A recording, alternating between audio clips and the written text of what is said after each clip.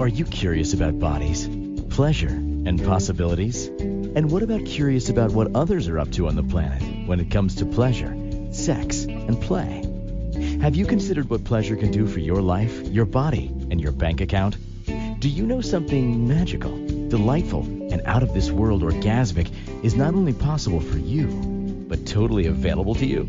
If you're ready to be the magical, sexual, sexy beast you know you can be, and you just need the tools to get there, you're in the right place. Now, here is the host of The Pleasure Zone, sex, relationship, and intimacy coach and holistic health practitioner, Milica Jelenic.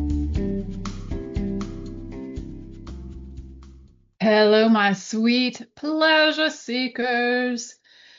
Oh, guys, we're having a conversation tonight, and for some of you, this might be intimidating. For some of you, this might be right up your alley. We're going to be talking all about, there's some taboo things in the world when it comes to sex and bodies and everything like that. And tonight we're going to be talking about kink and healing through taboo desires. And just in case you guys have been avid listeners for a really long time, you might realize that today is the 11th anniversary on the nose day to my very, very first episode, where I remember where I actually had produced it. We didn't have video for the podcast at the time like we do now. And I'd been a guest on somebody else's show, which was a different vibe than having my own show and talking for an entire hour. And I was scared out of my wits. If you go back and listen to that very first episode, I wonder if you can hear the difference. And it just goes to show, like, the more you practice, the more you do things, hopefully, in theory, you should become more comfortable and be able to really lean into your expertise more. So today on this topic, on the pleasure zone with kink and healing through taboo desires, I just want you to sit and think for a minute. If there was ever a time in your life where, you had desires, especially sexual desires, that you felt were so scary to even talk about, like maybe you never even wanted anybody to know. Maybe it was something that now, looking back for you, was just so completely simple that it becomes everyday conversation. And the reason why I say that is because I remember growing up, even into my 20s, there's quite a lot of shame around women and masturbation. And I don't think ever in my teenage years or even in my early 20s did I have discussions with friends about masturbation. And now, and I don't think it's an age thing, I think it's more of the ages and like the sense of comfort, but also just the day and age that we're in, where the conversations are more open about that. Now it's just like, daily conversations with my bestie about like, hey, what were you up to this morning? Oh yeah, you just stroked one out. Cool. Yeah, that's just like a normal conversation when we have a chance to talk. That's often what we talk about.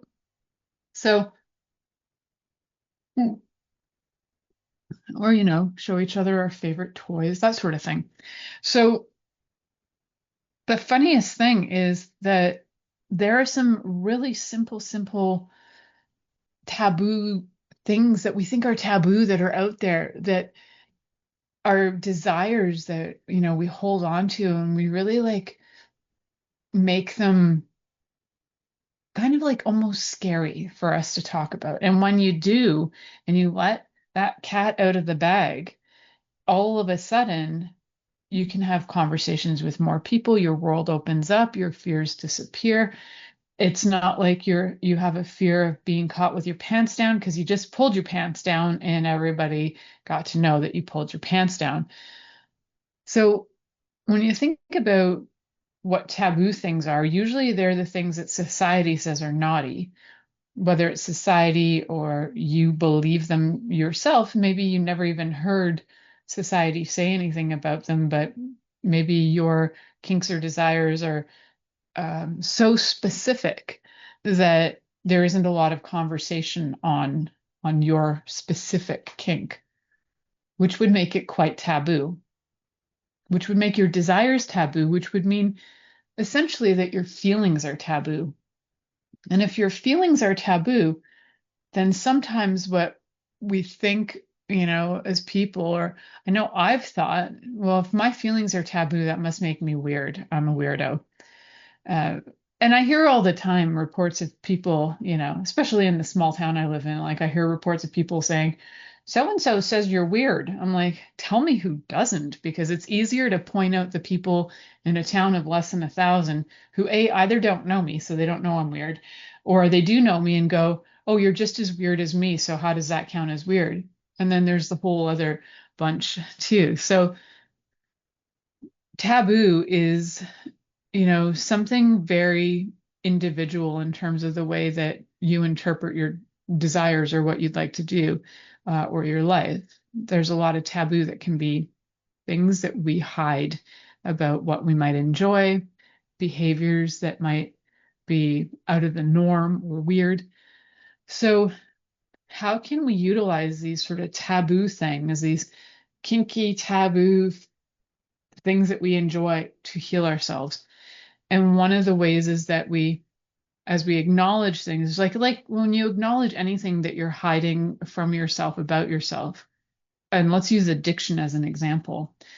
If you have, say, if you're an alcoholic and you're in denial of being an alcoholic, and you think you're hiding it from yourself. So you're drinking quietly every day, but and out of control, but you can't admit it to you and you can't admit it to others. And addictions are kind of taboo still, even though mental health conversation is a lot bigger than it was 20 years ago. It's a lot bigger than it even was when I first started this show. So when we look at something like addiction and alcoholism, then the taboo would be, this person has an addiction, and then to come out to the world, and that's usually something they hide from themselves and then hide from others. So it's also like your desires, things that you might hide from yourself or others, are so secret that you sometimes have to do self-evaluation in order to figure out what it is that that that you do desire. And sometimes it can take a lifetime of discovery to find out what your true desires are outside of what you've been told they should be, because we definitely get told what's appropriate and not appropriate to enjoy. And those things that are not appropriate to enjoy are pretty taboo. So, how do we move forward? So, number one, just like in alcoholism, is just acknowledge that there is something going on with alcoholism. It's to acknowledge that you're an alcoholic, that you have a problem with drinking. With kinks, it's like to acknowledge that you have a desire, whether you want to follow through on it or not. Sometimes it's just fantasy, but you have a desire. So acknowledging that is number one. And when you can acknowledge something, it can create a sense of peace and ease in your being, your body, your mind. And that peace can start to help heal you and allow you to feel more whole. And I had an interesting several conversations today that there was a congruency with all the clients today, the client friends, and they all were talking about feeling like fragmented. And there is a body of work related to trauma that talks about being fragmented, and there's different names for the aspects of you that are fragmented out. And there are ways to kind of recuperate those. But that sense of being uh, fragmented too and not feeling whole. So part of those things is like, as you start to acknowledge the things that you really enjoy, that you love, and sometimes it's asking for those things you would like, that's kind of like a reclaiming. It starts to integrate more into your body, your being, yourself, and you start to feel more all of you rather than fragmented. So if you've been feeling fragmented, maybe there are parts of you that you're completely ignoring to the point where it feels like you've rejected an aspect of yourself. And maybe now's the time to look at it. Look at it with like fresh eyes and curious eyes rather than, oh, that part of me is so wrong and bad. I should never have I can't even look at it, because if I do and I acknowledge that's part of me, then there's definitely something wrong with me and I'm wrong and bad. But that's not really it, is it? So if you acknowledge that part of you and you're like, wow, okay, I have this like kinky desire. I have many kinky desires, but I thoroughly love spanking. So when I actually could see that, and that anything that I had that was like denying that or hiding that or that was making it wrong or weird, or I had a lot of different points of view around it. But when I started to be able to look at it and go, hi, you desire, aren't you fascinating? Haven't explored you. And I hadn't explored that part of myself or my desires because I wasn't in relationships ever where I felt safe enough that I could say that and either not be judged or not be highly overly sexualized for it. So if there, I had been with someone at one point who like anytime I had even a remote desire for something, it became so over the top sexualized that it became a turnoff. So what I just needed was the space to say, hey, this looks fun. Can we try this? And open the door and start to acknowledge that part. It was like, oh, what can I do with that? So, for example, spanking with impact play can, for me, what it does is it really helps to calm my nervous system down. Whether it's like the action of rocking forward, which is a kind of action that's used also for getting your body to start to release trauma. It activates different parts of the parasympathetic nervous system to calm down, getting out of the sympathetic response and into the parasympathetic. And not parasympathetic like overdrive where you're in froze mode, but freezing mode. You're more like parasympathetic and calm. So sometimes those rocking motions, just like the rocking of when you're a child, like rocking in a rocking chair, being rocked by somebody who holds you in a way that's comforting and secure, that rocking motion can be amazing for calming down the nervous system and helping you feel secure. So that in itself can be healing, right? So we look at our desires, and sometimes we don't know why we desire them. Like, I didn't know why I was like interested in spanking, and I could have gone to a therapist who could have broken it down and said, well, maybe you need some authority figure in your life to do blah, blah, blah, so that, and there is something about letting go for sure, but it doesn't mean that there's like some part of me that's so messed up that I need that to survive. But if you can look at it instead and go, is there a part of me that could receive healing from this? And if your body is like, oh, yeah, wow, yes, actually, yes, then it is, a great time to start to explore that. You could start to explore it with yourself just to see what it's like to even, if you're kind of interested in impact play, and it's kind of hard to spank your own bum sometimes, I don't know, on the right angle that you might like. But you can just start with even impact on your own hand and see what it like, how much, how much do you actually like the impact? Like, do you like it stinging? Do you like it more soft? Do you like it? Depends. Like there's a lot of different texture to this that and with what, right? So there might be paddles or whips or different things that you might be using. Maybe it's just a wooden spoon, but it'll create a bit of a sensation that might have a little stinging effect, and that too will actually bring blood to the area. So the more blood that's rushing to an area that's had impact will also, so you increase blood flow. That also, if you've got that going right into your groin, now you're increasing blood flow to your entire genital area. If you're doing it in areas that are packed with nerves, that's going to also impact the nerves. So if we're doing all these things that are affecting the body and that are so taboo, first we need to wrap our head around. For me, and maybe for you guys too, I needed to wrap my head around that being okay and that I was safe and that I knew that I was in control of the situation. I could stop it at any time that I felt was too much, right? So having safe words in place. So we're going to head off to our first commercial break. We're going to come back and talk about how things that are taboo can actually be quite healing. And I'd love to hear from you guys. Comment in the comment section or send me an email if you have something taboo that you're having a hard time talking about or acknowledging, and you just need to be witnessed in it. Absolutely connect with me, and happy to give you 15 minutes of my time. It can be incredibly freeing to be able to just get and say certain things that are so taboo that you desire, to just get it off your chest and say it, and own it. And then as you own it, you can reclaim yourself, those aspects of yourself that you've been hiding.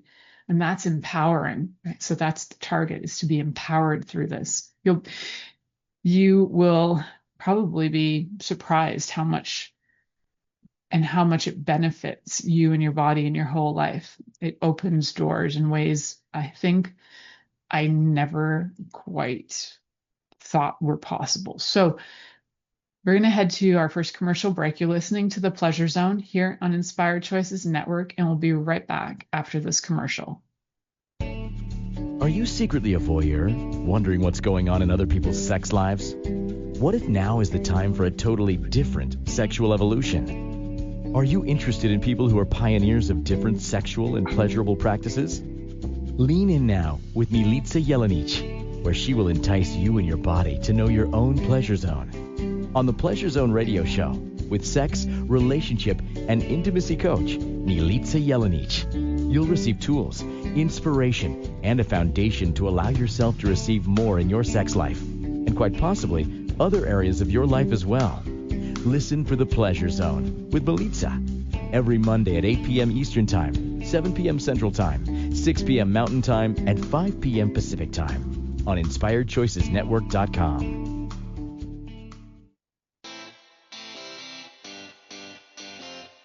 Are you a subject matter expert? Are you here to share your expertise with an audience waiting to hear from you in only the way you can deliver? Are you ready to have your voice amplified across the airwaves? Inspired Choices Network has a global radio platform streaming to millions of people across the world. Professionally produced and supported by an accomplished team every step of the way, you can broadcast from anywhere in the world, knowing your voice matters, and we ensure it is delivered with ease and efficiency. Eager to hear your message, the world awaits. Contact us today to become an Inspired Choices Network radio host. Email become a host at inspiredchoicesnetwork.com. This is The Pleasure Zone with sex, relationship, and intimacy coach, Milica Jelenic. To participate in the program today, join our live studio audience in our chat room at InspiredChoicesNetwork.com. You can also make the choice to ask or comment by email, info@milicajelenic.com. Now, back to the program. Welcome back, my sweet pleasure seekers. Tonight, we are talking about healing and empowerment through our taboo desires. And a lot of times I would think that a lot of times people just go through life and keep a lot of things secret and hidden because they don't feel like there's a safe place to say what their desires are, or they don't trust themselves enough to know, or they don't trust others enough to know that they'll be safe. So kink and healing through taboo desires is, I think, an untapped resource of healing. And I know there's lots of people who practice really cool different things when it comes to sex and intimacy. And that has to do with things like relationship building and all of that. And then there's the fundamental to me that sex is ultimately healing. And intimacy is ultimately a way to heal ourselves and heal the people around us. The more we know about ourselves, the more we have the ability to communicate what we require, what we desire, what our feelings are. Wow. So I have 710 episodes or some, wow, crazy. That just popped up on my awareness. So the more that we can tap into these aspects of ourselves that we've been avoiding and bring those to the table. It'll heal relationships. It'll heal not just intimate relationships, it'll heal all kinds of relationships. The freedom to show up and be you. So why and how does kink play into this? Kink is just like that, often that thing that people avoid. So I think for the most part, most people have something that is just on the edge of vanilla. And whether that isn't a lot or whether that's, and honestly, vanilla is such an interesting description because I think there's such a spectrum of vanilla as well. Maybe I'll do a show on the spectrum of vanilla because, it can even be the definition of what is like average sex these days has changed dynamically the more that research has come out on how much of sexuality and sexual expression is just like vast, and it's the way that we express ourselves. So I think that information is not only is it becoming more accessible, also the taboo of it maybe is changing, and the whole concept of vanilla I think is also changing. That's where I was going with that. So when it comes to kink, and it comes to BDSM, and it comes to fetishes, and like what is the difference and what makes something that is kinky playful different than kink for healing? And we're going to simplify this really simply. It's what you as the players bring to the table. So if as players in this game of healing and sex, if you bring to the table the intention that you're just doing this solely for the idea of having your bodies experience something, say for example it's spanking and all you just want is a spank till your bum turns red, then that's what you'll put behind it. You might include costumes, you might include all kinds of other things, paddles and play and whatever. Great. Then you could take it to another level where you're like, you know what? The intention is that I am in this experience in order to heal. And whether that's to empower the person who's receiving to heal. Maybe they had a lot of corporal punishment as a child, and they want to be able to be in a position where they are in control, where they can say stop when they no longer want it. It can be healing. A lot of kink can be incredibly healing for things that are, especially things that have you feel like you're out of control in situations.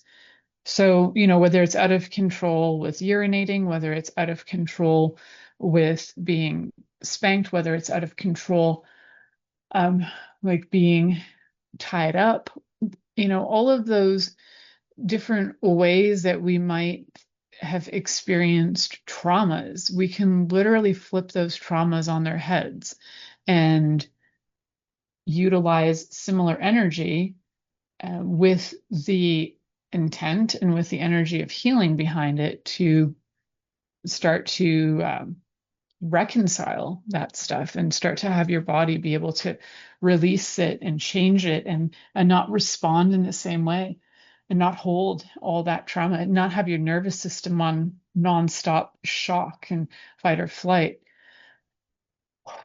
Let's take some deep breaths on that one, because get that energy is really big. It's a really big concept that you could walk into a session with somebody, whether it's a partner, a longtime partner, just a playful friend, whether it's a professional in the field of using kink for healing.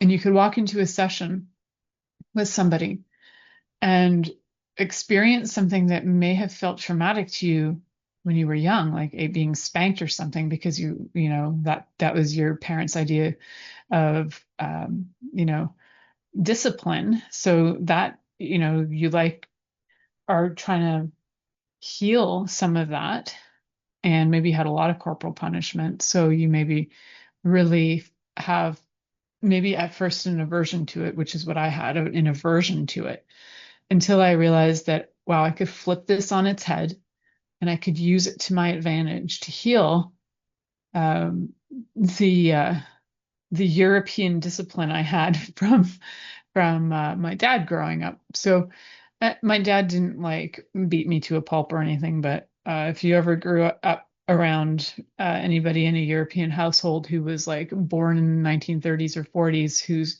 main knowledge about how to discipline children came from their parents who were, traumatized by several wars within 20 years. They used a lot of corporal punishment, and whether that was so when I was growing up, what we had, and this never actually got used on me, but the threat of it was really scary. My dad hit me on my butt when I was little, and that was the discipline that 99% of my friends had. I had friends who got hit with wooden spoons, and nowadays, if you hear that, it would be like, oh my God, that's really bad, right? Like we don't think of that as acceptable anymore. And so when I was little, being threatened with what in Serbian is called a prut, which is a willow branch that's whittled down into a whip.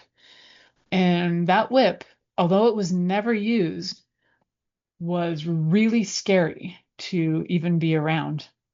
And nowadays, in order to flip the story on that and the fear, because the inner child still responds in fear to those things, or did. And now it's like flip the story. And now I can be in charge of, even though I might be the one being spanked, I'm still the one in charge of how and when it happens. It's the funny thing to be in a position as a sub, because you literally are the one in charge, even though it appears that the dom is in charge. It's quite the flip story. So when we look at some of the traumas we've had, whether it's like things like embarrassment too, that was another one for me, feeling shame and embarrassment around. A lot of it was like being caught in like awkward positions where you're like naked and you just don't want people to acknowledge it or see it, or it's embarrassing. I had numerous times in my life where that happened. And so the weirder part is the taboo fantasy is, for me, is a lot of it is very exhibitionist, like doing things that are public.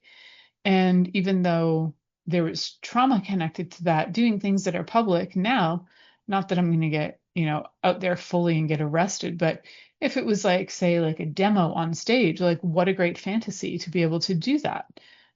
Or, to be observed somehow and seen as, instead of being teased about it, being seen and revered for it is so sexy to me. So we can take these traumas and we can flip them.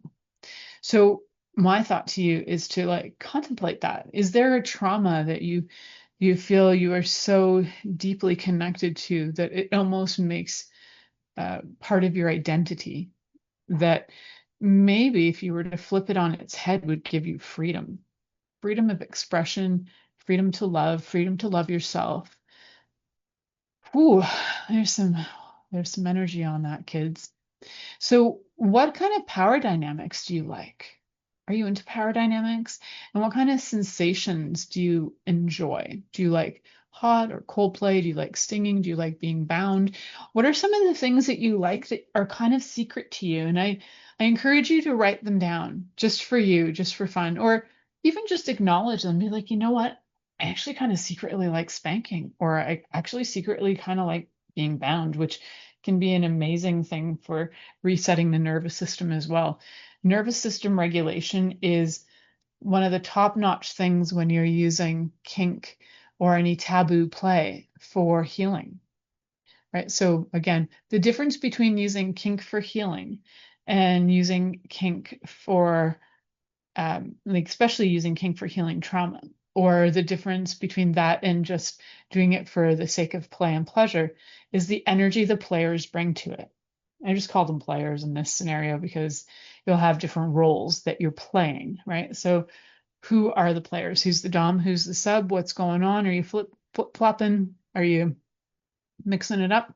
So something to think about. So we're going to head to our next commercial break, and you're listening to The Pleasure Zone here on Inspired Choices Network, and we'll be right back after this commercial. Are you secretly a voyeur, wondering what's going on in other people's sex lives? What if now is the time for a totally different sexual evolution? Are you interested in people who are pioneers of different sexual and pleasurable practices? Lean in now with Milica Jelenic, where she will entice you and your body to know your own pleasure zone. On the Pleasure Zone radio show, with sex, relationship, and intimacy coach, Milica Jelenic, you'll receive tools, inspiration, and a foundation to allow yourself to receive more in your sex life, and quite possibly other areas of your life as well. Listen for The Pleasure Zone with Milica every Monday at 8 p.m. Eastern Time, 7 p.m. Central Time, 6 p.m. Mountain Time, and 5 p.m. Pacific Time on InspiredChoicesNetwork.com.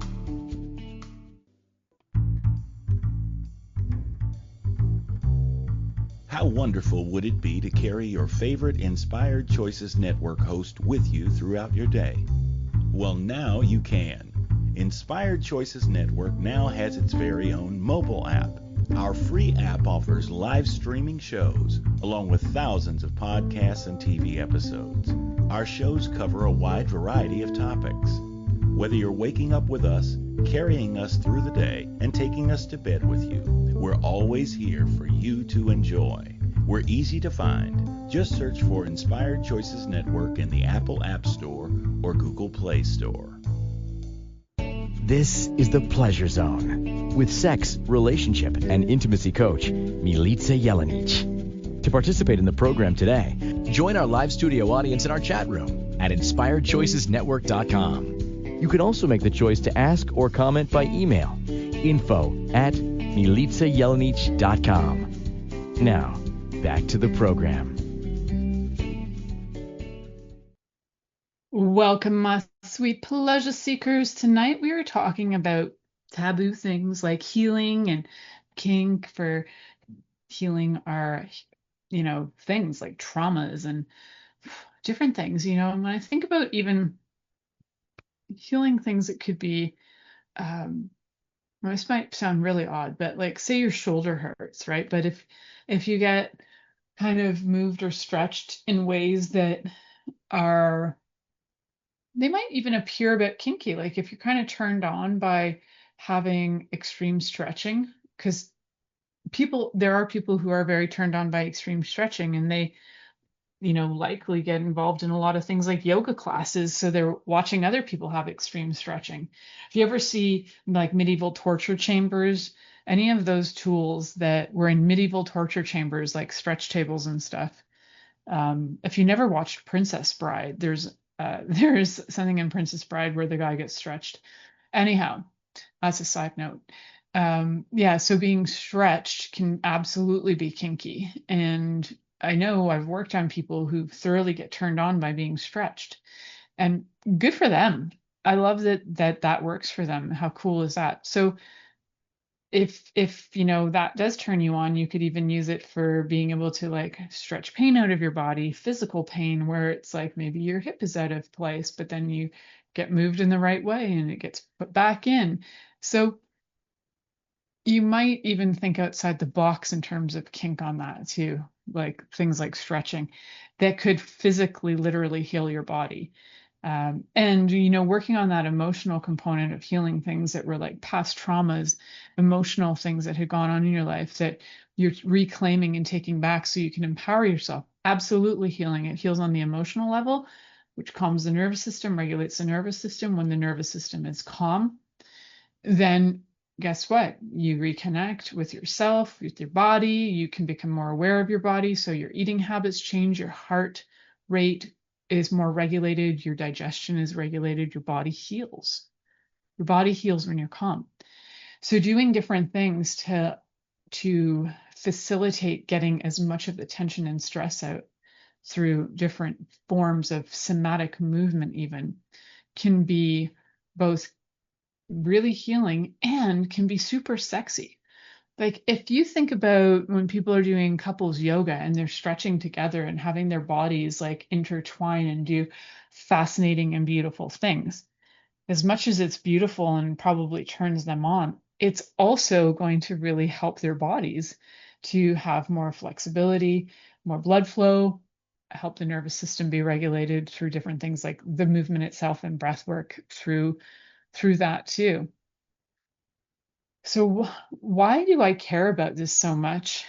I'm sure that's a question. People are like, get onto the sexy, but to me, this part is the sexy part, is being able to reconnect with your body so that you can be present to experience all the things that are actually going on, especially those things where when your body starts to get into the zone and this like zone of just there's a saying in Japanese, and I'm probably going to bastardize this because I only learned it from like my martial arts instructor who was not Japanese, but the term was Mushin Notion, the mind of no mind. It's where you kind of get into this state where everything it's like your body moves without you thinking. There's no thought involved, and it's just space. It's change, it's like things just occur, and you're in total calm the whole time. So if you've never experienced it, I think some people try and experience it with different drugs, but you can absolutely achieve that through different practices, if you're willing to be diligent about practicing things for until you can achieve that. So yeah. So I think too, what we need to do in order to have our bodies feel like connected and to feel, I don't know, like we're on the road to using, more of our sex life for healing, is to look at the things that we're avoiding. And one of the things I see people avoid a lot, and this is really weird, is breathing. So I often am like, okay, breathe out, and that'll make you breathe in. So when you breathe out, your body automatically starts to want to breathe in. So connecting to breath, even though that sounds nothing about it sounds sexy, there's breath play that's incredibly kinky, whether it's asphyxiation, holding your breath, autoerotic asphyxiation, you doing that to yourself. If you are doing anything that involves choking of any kind, it is incredibly dangerous. So if you are thinking that that's a practice you want to do, I think the number one thing to do is learn breath control. And you can use different breathing techniques in order to learn breath control. So practicing breath holds is one thing that you can do. If you're not familiar with the Wim Hof method, there's like an app you can get on your phone for like less than $20. I don't remember what I paid for my app. And you'll go through breath holds and you can hold your breath for, a couple minutes or whatever. And that will help with that whole sensation that you get from erotic or autoerotic asphyxiation. The lack of oxygen going to the brain, you get a little bit woozy, you get a little bit, things start to redirect, keep your body alive. And it can be intense, a really intense experience, as well as when the blood flow does start to come in back when you breathe out. And then you get the rush of the blood flow, your body starts to feel a lot different, like tingling sensations and different things. People experience it in different ways, but I tend to feel it as tingling. And it can be quite a turn on. So even though it looks like you're just like practicing healing methods, learning how to do somatic breath work, learning how to do body work, learning all these things can all add to your super kinky healing. In terms of things like learning how to breath hold is very much in line with all erotic and autoerotic asphyxiation, which is when you're like choking is the other term for it, choking, self-choking or others choking you. And things like binding your body. And there's methods where people will, healing methods that are not like kink based, where you will get wrapped into well, sometimes people just wrap you for a detox, but then there's also wraps where you get wrapped in like big blankets. So it's like a feeling of being in the womb, and you might be in different positions where you then get wrapped up or held tightly so that your body can just let go. But you could take that to the next level and add things like ropes or other kinds of ties so that you have that similar sensation of being super snug.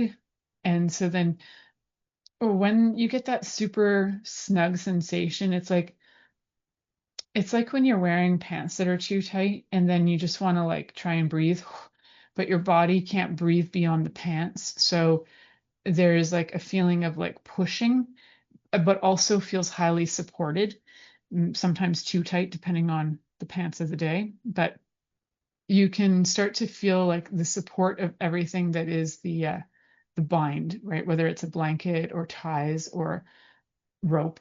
And then you can just feel that like your body relaxes into that and kind of pushes into it and can just let go.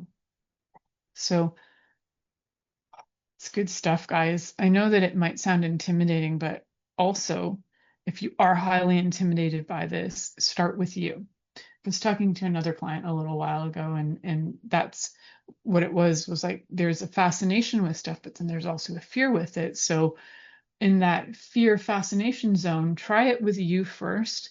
And, make sure that if you are tying yourself up for the first time, I go for the legs, like tie your own legs up. You can even watch videos on YouTube that will specifically show you how to tie in beautiful ways. It's really artistic. And so, tie up your legs to your knees and make sure that it's a knot that's easy to undo. And just in case, have surgical scissors available so that, if you do start to cut off circulation or something in your legs, that you can tie yourself up.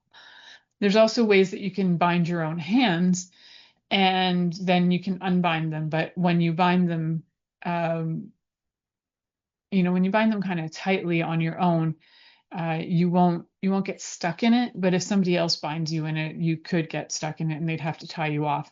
Just because when you bind yourself in them, it's just a bunch of it's like a wrap. There's a wrapping like a wrap method. I don't know if I ever created a video for that, but maybe I will. And that might be a resource available on my site of like how to actually bind your own hands and your own legs in a safe way. So that's something that you guys can play with. If that's something you're interested in, write in the comments below that you would like some of those kinds of videos, just like the tie me up videos, like hashtag tie me up, and then I'll know who's interested in having those videos. And if I get enough requests, I'm happy to create that content for you guys to have access to on my website. So let me know, hashtag tie me up. And so not all resources where you watch the show have comments, but if you're listening on a place where you can't comment, if you can just send me an email through my website, milicajelenic.com. That's my name, milicajelenic.com, for those of you who are just listening and not watching. So all of this can be empowering because you know what? It's all choice and you're choosing it, and then you can unchoose it. And the more you get that you have choice, the more empowered you'll feel. The more you make choices and then know that you're not obligated to stick to it, like you can choose something else, the more likely you're going to feel empowered to even make that first choice. A lot of times people are afraid to make the first choice because they think they have to stick with it forever. I mean, I made the choice to have this show 11 years ago, and I honestly thought I was going to have like 8 episodes and have no content after that. I was like, sure, I'll do 2 months. And then I kept going and I kept going. And never in a million years, 11 years ago, would I have thought that I would be here this long and still have something to say about it and still get excited to say things, because there's always more information coming. There's always cool sex researchers. There's always cool sexologists and sex therapists coming up with interesting methods. And I love referencing them and checking out their work. And I think I'm going to be one of those guys one day too.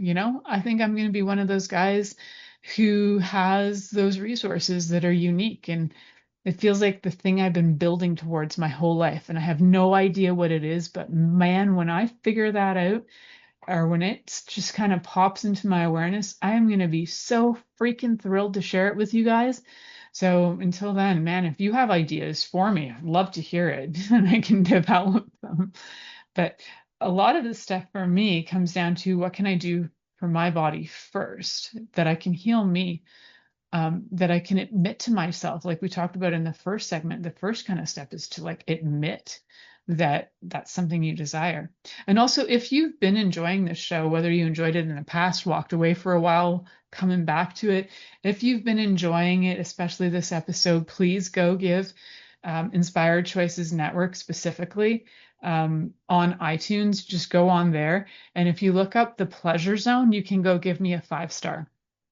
Also, if you're listening on any platforms, by all means, just if you can like, comment, and share, I love that. I appreciate it. It keeps me going. And my own personal YouTube, I don't do a lot on, but if you can follow Inspired Choices Network, that would be great. If you can, share my shows, share my clips, all of that. I love that and super appreciate that.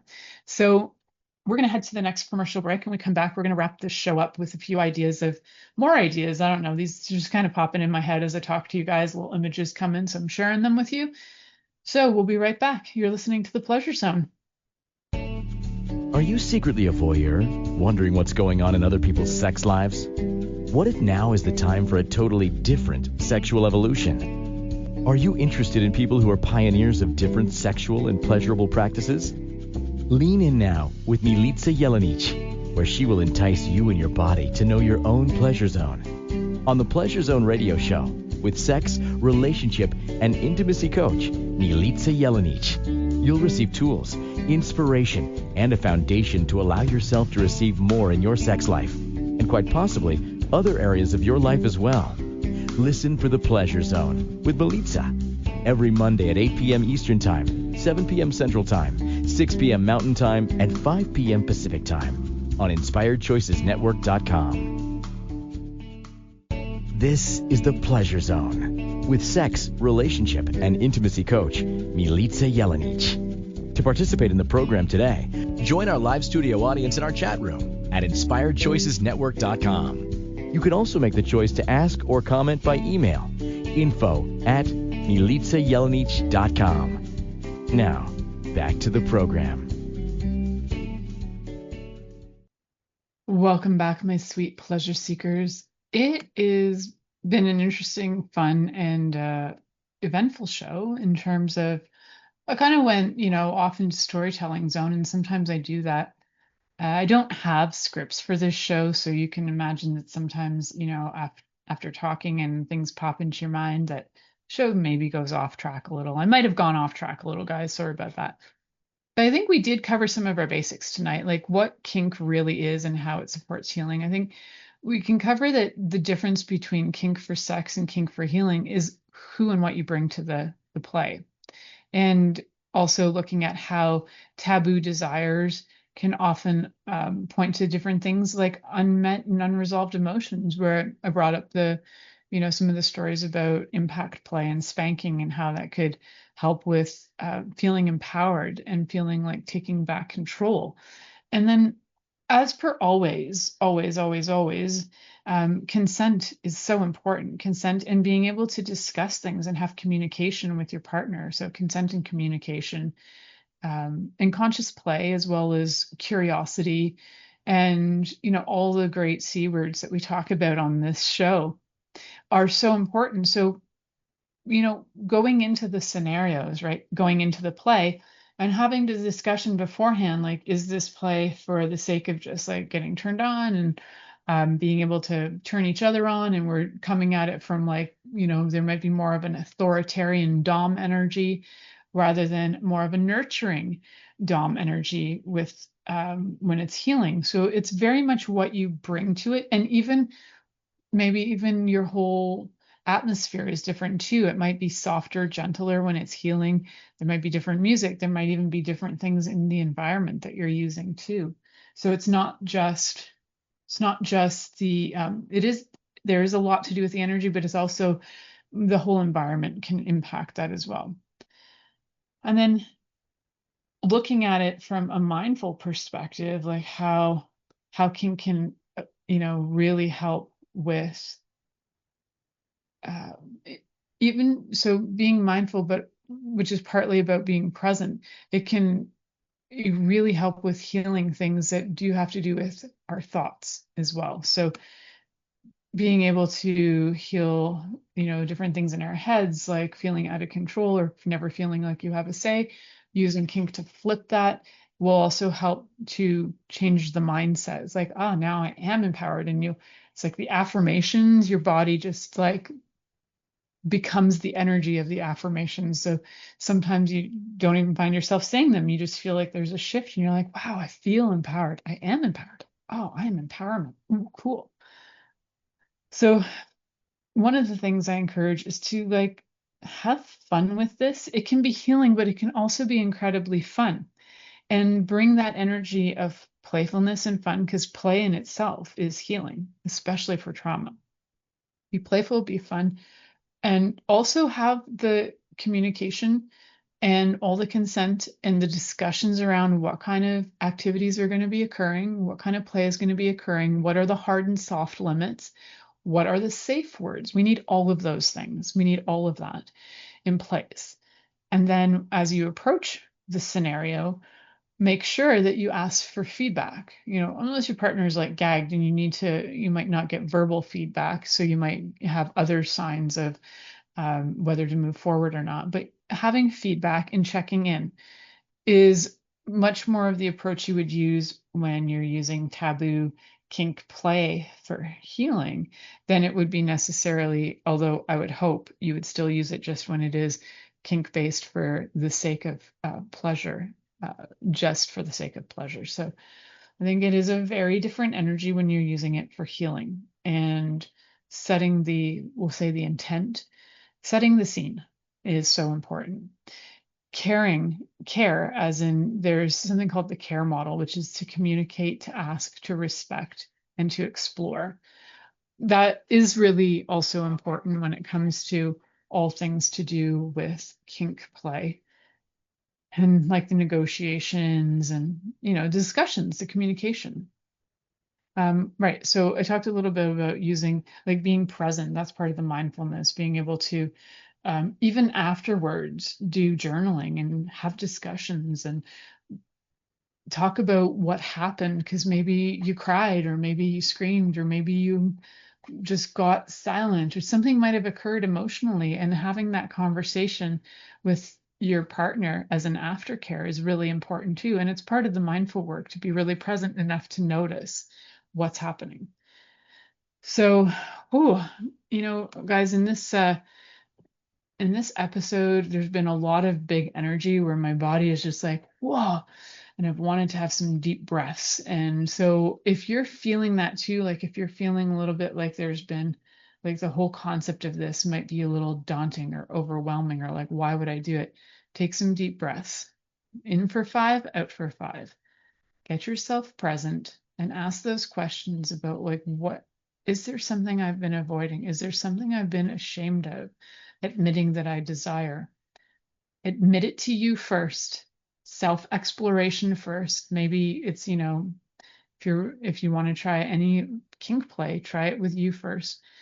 And even if it's like exhibitionism, that usually includes others, but use those scenarios in your head while you self-pleasure. Fantastic. Play with these things a bit until you feel confident, and then have the conversation with your play partner or partners. Communicate all the things that you require and desire and your safe words and all of that. And then remember to, beforehand, I think it's really important to distinguish, is this, are we doing this for healing, or are we doing this for something else? And if it's for healing, even include a little ceremony beforehand, maybe light some candles and ask for this to be a healing experience with ease, that sort of thing. Like you can do a lot of things that can add to the energy of it being a healing experience. So thank you for choosing to listen to The Pleasure Zone with sex, relationship, and intimacy coach Milica Jelenic. We'll return next Monday at 8 p.m. Eastern Time, 7 p.m. Central 6 p.m. Mountain Time and 5 p.m. Pacific on InspiredChoicesNetwork.com. We hope you'll join us. Until then, have the best week of your life by choosing to be turned on and tuned in to your body. Your body.